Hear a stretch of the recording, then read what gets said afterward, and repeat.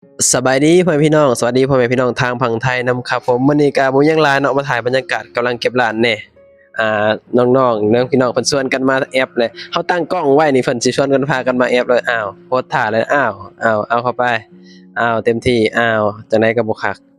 นี่คือบรรยากาศพี่น้องกำลังสิพากันแบบว่าเก็บร้านเนาะกำลังสิพากันเลิกงานชีวิตในเมืองใหญ่ประเทศไทยประมาณนี้พี่น้องเฮาก็คนหนึ่งเนาะที่จากบ้านจากครอบครัวมาสู่งานอยู่ที่ประเทศไทยพี่น้องการที่เฮามาอยู่ไทยก็บ่มีหยังหลายพี่น้องการที่เฮามาอยู่ในเมืองใหญ่การที่เฮามาหาเงินจากบ้านจากครอบครัวมาอยู่ต่างถิ่นต่างแดนสิ่งสำคัญที่สุดที่เฮาจะพกมาจากบ้านจากเมืองเฮาก็คือความอดทนพี่น้องความอดทนเป็นสิ่งสำคัญเนาะมันจะเป็นความคุ้มกันให้เฮาแบบสู้กับงานสู้กับหลายสิ่งหลายอย่างพี่น้องการเฮ็ดงานเนาะเฮาคนหนึ่งเนาะที่แบบว่าเฮารู้สึกว่าเฮาโชคดีที่แบบว่ามีประเทศไทยเนาะประเทศไทยก็สำหรับเฮาว่าประเทศไทยคือทุกอย่างที่เฮามีอยู่มีกินทุกวันนี้ก็เพราะประเทศไทยเนาะก็เฮาก็รู้สึกว่าขอบคุณเนาะขอบคุณประเทศไทยขอบคุณคนไทยที่ให้โอกาสคนลาวหลายๆคนมาหาเงิน เพื่อครอบครัวเพื่อปากท้องเพื่อชีวิตอยู่รอดในยุคสมัยนี้พี่น้องยุคสมัยนี้ความจนมันเป็นตาย้านพี่น้องเนาะที่คนลาวหลายๆคนตามชนบทหลายๆคนดิ้นรนมาหาเงินอยู่ที่ประเทศไทยก็เพราะความยากจนนั่นแหละพี่น้องความอยากได้ความอยากมีเพราะว่าทุกคนน่ะอยากมีชีวิตที่ดีขึ้นเฮาคนหนึ่งแหละเนาะอยากมีชีวิตที่ดีขึ้นเฮาก็เลยแบบว่าต้องดิ้นรนเข้ามา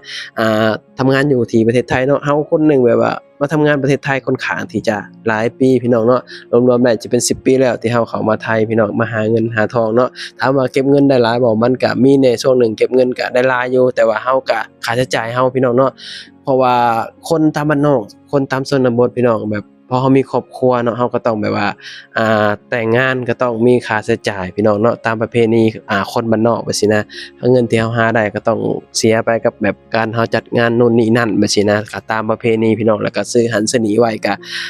ธรรมดาพี่น้องเนาะของแบบว่าชีวิตมันก็แบบนี้แหละพี่น้องเนาะก็เฮาก็ถือว่าแบบมาหาเงินอยู่ไทยก็รู้สึกว่าได้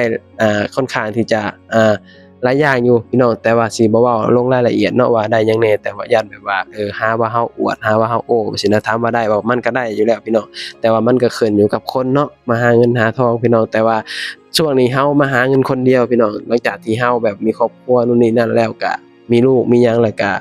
มันค่าใช้จ่ายมันเพิ่มขึ้นหลายพี่น้องแล้วก็บวกกับอยู่บ้านนอกเฮาตามชนบทอยู่สปปลาวนี่ค่าครองชีพมันค่อนข้างที่จะสูงพี่น้องเนาะก็เลยเห็นเฮาอยู่บ้านต่อบ่ได้ก็เลยดิ้นรนเข้ามาหาเงินอยู่ที่ประเทศไทยอีกคือเก่าพี่น้องเนาะเฮาเชื่อว่าหลายคนในปัจจุบันนี้พี่น้องแบบบ่กล้าที่จะเมื่อใช้ชีวิตอยู่ลาวแบบซี้นะเพราะว่าในปัจจุบันนี้คืออย่างเฮาเว้าว่า ค่าครองชีพอยู่ลาวรู้สึกว่ามันสูงพี่น้องรู้สึกว่ามันสูงเนาะค่าใช้จ่ายมันค่อนข้างที่จะหลายมีหลายๆคนพี่น้องมาอยู่ไทยแล้วแบบบ่อยากที่จะเมื่ออยู่บ้านแล้วก็ยังบ่อยากคิดที่จะเมื่ออยู่บ้านจังซี้หลายคนก็บอกว่าเมื่ออยู่บ้านเฮาก็บ่ฮู้ว่าสิหยังซึ่งมันเป็นคำถามที่แบบว่าหลายคนตอบบ่ได้ว่าเฮาสิเมื่อเฮ็ดหยังอยู่บ้านเฮาแบบซี้นะเพราะว่ามันยังมีหลายๆคนพี่น้องที่แบบว่ายังบ่อยากคิดอยากจะเมื่ออยู่บ้านเฮาคนหนึ่งเนาะ เฮาคิดว่าถ้าเกิดว่าเฮาอายุยังบ่หลายเฮายังมีเหือมีแรงเฮายังสู้ได้อยู่เฮาก็ขออยู่ประเทศไทยไปก่อนขอหาเงินอยู่ที่ประเทศไทยไปก่อนเพราะว่าในยุคสมัยนี้ปัจจุบันนี้เงินคือทุกอย่างอะพี่น้องความจนมันเป็นตาย้านอะเนาะการที่เฮาบ่มีเงินน่ะโอ้มันอยู่บ่ได้เดะพี่น้องในยุคสมัยนี้เนาะก็เลยเฮ็ดให้เฮาคิดว่าอ่ามันน่าจะเปลี่ยนความคิดใหม่แล้วก็น่าจะวางแผนหลายสิ่งหลายอย่างนะพี่น้องแล้วก็คิดว่าถ้าเกิดว่าทุกสิ่งทุกอย่างมัน เป็นไปตามที่เราคิดก็คงสิแบบกลับมาอยู่บ้านได้แบบซี้นะเราก็คิดไว้หลายสิ่งหลายอย่างว่ากลับมาอยู่บ้านแล้วเราสิเฮ็ดหยังแบบซี้เราก็มีความคิดวางแผนไว้นะพี่น้องเพราะว่าการที่เราวางแผนไว้มันก็บ่ได้เสียหายอิหยังพี่น้องการที่เราคิดไว้มันก็เป็นสิ่งที่ดีเนาะถึงแม้มันอาจจะยังบ่ทันเป็นจริงแต่ว่าเราคิดไว้มันก็ดีพี่น้องดีกว่าเราแบบบ่คิดเลยดีกว่าเราบ่คิดว่าเราเมื่อบ้านนี่เราสิเฮ็ดหยังเราสิมาเฮ็ดอาชีพหยังก็ดีกว่าเราบ่คิดแบบซี้นะก็ พยายามพี่น้องพยายามคิดไว้ว่ากลับมาอยู่บ้านเฮาเสร็จหยังแล้วก็มาหาเงินก็พยายามเก็บเงินหลายๆแล้วก็ผู้ใดมีเงินเก็บหลายๆก็พยายามซื้อที่ซื้อทองซื้อหยังไว้พี่น้องซื้อหยังซื้อนั้นซื้อนี้ไว้ก็ดีเด้พี่น้องเนาะการที่ซื้อทองหรือว่าซื้อที่ซื้อหยังไว้นี่ก็ดีพี่น้องแต่ว่าถ้าให้ดีนี่คือซื้อทองไว้ดีที่สุดพี่น้องเพราะว่าเวลาขายมันขายได้ไวเนาะแต่ว่าถามว่าซื้อที่ดินไว้ก็ดีบ่ก็ดีคือกันแต่ว่าทองนี่ก็ สิดีกว่าเพราะว่าเวลาเราจำเป็นมันสิขายได้ไวแบบซี้นะมันอาจจะบ่ได้กำไรหลายเท่าแบบว่าที่ดินก็แม่นอยู่พี่น้องแต่ว่ามันขายได้ไวเนาะก็พยายามพี่น้องพยายามแบบว่าตั้งใจเก็บเงินพยายามหาเงินเนาะ ราะว่าคืออย่างเขาเว้าว่ายุคสมัยนี้บ่มีเงินมันก็อยู่บ่ได้เนาะที่คนลาวหลายๆคนดิ้นรนมาหาเงินอยู่ประเทศไทยนี่ก็เพราะเงินนี่แหละพี่น้องเนาะเฮาก็คนหนึ่งแหละแบบดิ้นรนเข้ามาหาเงินอยู่ที่ประเทศไทยแล้วก็ยังมีคนลาวหลายๆคนพี่น้องที่จากบ้านจากครอบครัวหนีความยากจนหนีค่าครองชีพหลายสิ่งหลายอย่างอะเนาะคนบ้านนอกตามชนบทน่ะเอาจริงๆนะพี่น้องมันหาเงินค่อนข้างที่จะยากอะเนาะแล้วก็บางพื้นที่มันก็บ่ได้หาเงินสะดวกสบายคนลาวบางคนก็บอกว่าเอ้ยอยู่ลาวก็มีงานเฮ็ด เฮาเฮาบ่เชื่อว่าอยู่ลาวมีงานเฮ็ดพี่น้องถามว่ามีบ่แต่มันน้อยอะมีอยู่แต่มันน้อยมันบ่พอคนน่ะนะคนมันหลายกว่างานน่ะนะงานมันน้อยแล้วก็เงินเดือนมันก็ถามว่ามันได้บ่มันก็พอได้พี่น้องแต่ว่ามันบ่ได้หลายเท่า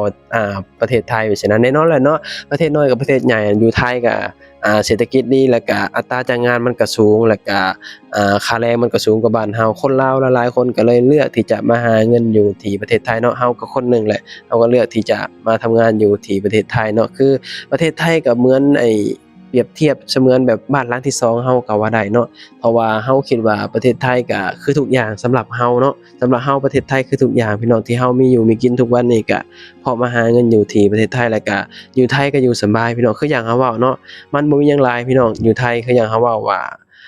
สิ่งที่เฮาเอามาหลายที่สุดคือความอดทนพี่น้องอยู่ไสก็แล้วแต่ถ้าเฮาบ่มีความอดทนมันก็อยู่บ่ได้เพราะฉะนั้นแล้วก็ มาสู่งานในเมืองใหญ่เฮาก็พยายามอดทนพยายามสู้เอาพี่น้องเนาะอันไหนที่มันแบบว่าอ่าบ่แบบว่าหนักหนาอิหยังก็บ่ต้องไปเก็บบ่ต้องไปคิดพี่น้องเนาะเฮามีหน้าที่ทำหน้าที่เฮาให้ดีที่สุดก็พอเนาะ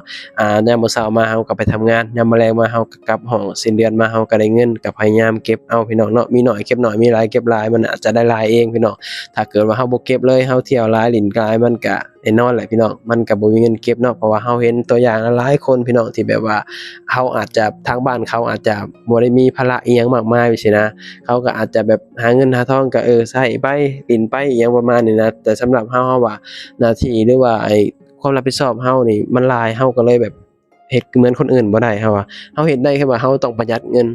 อันใดที่มันบ่จำเป็นเราก็สิบ่ซื้อเนาะสังเกตเบิ่งบ่ว่าเสื้อผ้าเรานี่เราบ่ค่อยได้ใส่เสื้อใหม่ไปเรื่อยๆส่วนหลายก็สิเสื้อเก่าๆซ้ำๆเดิมๆแบบนี้ส่วนหลายก็สิเป็นแบบนั้นสังเกตเบิ่งคลิปเราเนาะ เราคิดว่าเสื้อผ้ามันก็บ่ได้จำเป็นอิหยังกับเราไปซี้นะอันใดก็แล้วแต่พี่น้องเราคิดว่าถ้ามันประหยัดได้เราคนหนึ่งเราสิประหยัดเนาะเพราะว่าเราคิดว่าเงินทุกบาททุกสตางค์มันมีค่าสำหรับเราหลายเนาะเพราะว่า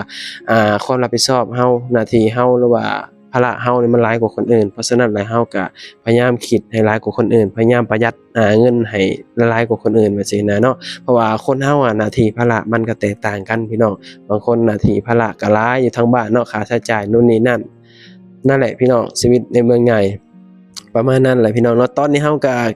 ล้างครัวล้างหยังเป็นที่เรียบร้อยตอนนี้ก็สิพากันกลับแล้วแหละพี่น้องเนาะคลิปนี้ก็สิปิดคลิปแล้วเนาะก็ขอบคุณพี่น้องหลายๆเนาะที่แบบเสียสละเวลาเข้ามาเบิ่งมาชมขอบคุณหลายๆที่เข้ามาให้กำลังใจเด็กบ้านนอกที่มาสู่งานในเมืองใหญ่ประเทศไทยเนาะเอาไว้พอกันคลิปหน้าพี่น้องสบายดีสวัสดีครับผม